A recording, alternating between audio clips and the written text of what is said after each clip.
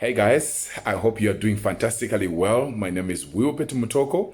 I hope by now you have already subscribed to my YouTube channel. It's called Dr. Wilbert Mutoko. Please do subscribe and click the notification button. I've got more than 250 videos, some of them on personal development, some on spirituality, some on financial wellness, some on business, and some on leadership. These are meant to empower you and they are free of charge. All right, so today I'm talking about 8 things employees should do or not do during a crisis.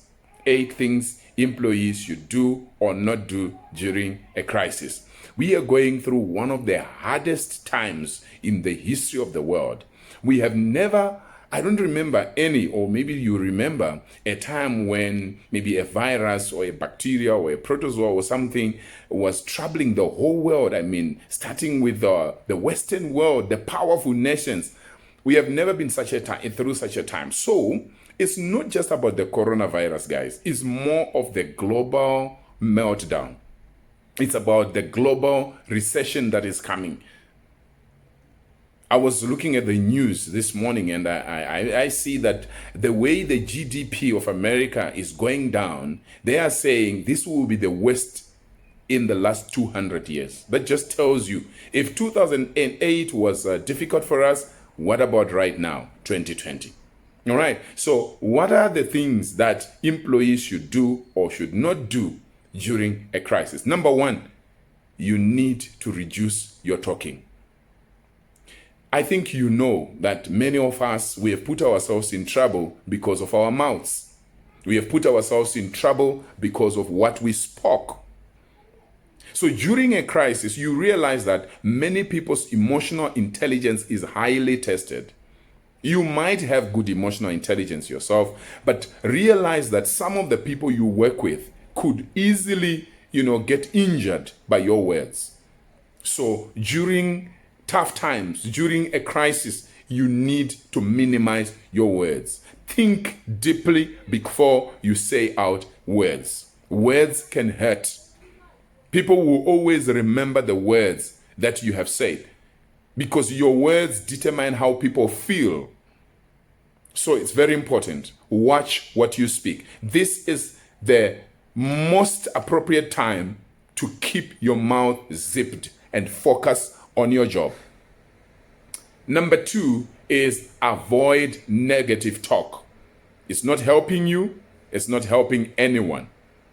All right? Avoid negative talk.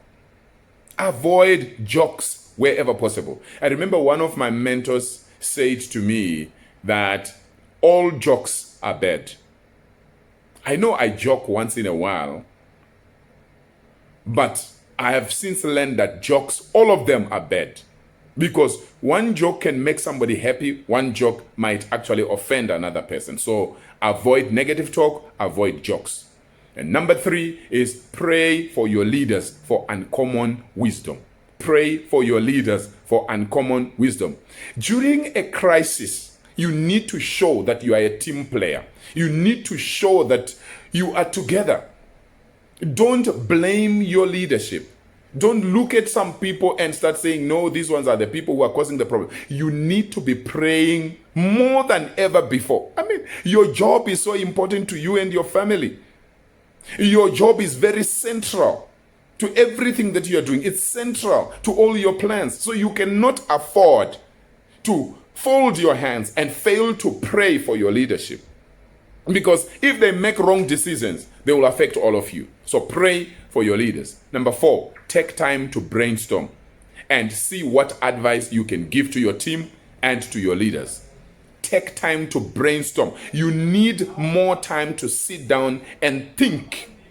What is it that we could do as an organization? Think as if the organization belongs to you. Think as if you own it. What could you do in times like this? And then you can find ways of advising your team or advising your management where possible. Number 5, manage upwards wisely. By now, I think you know that when it comes to management, you can manage across, you can manage downwards, and you can manage upwards. Managing upwards simply means, bringing up ideas to people who are higher than you. Maybe your immediate supervisor, or the topmost manager, anybody higher than you. It's about how you manage upwards. Sometimes you have very good points, you have very good ideas, but it's how you package them. It's how you bring them up. Sometimes, as employees, you are thinking, let me just tell them. I'll tell them the truth. But if you don't package that nice idea well, it may not be accepted and you will be disappointed. And you will blame again your leaders. It's important for you to know how to manage upwards. And of course, number 6, add more value than ever before. Add more value to your organization like never before. I know you have been working hard. I know the reason why you are on the payroll is because you are working hard, you are doing well. But during a crisis, this is the time when you need to contribute to your organization more than ever before. Whether it's in contributing ideas, whether it's in contributing your time, whether it's in contributing your energy, whether it's whatever it is, you need to add more value than ever before. Because otherwise, why would you be kept?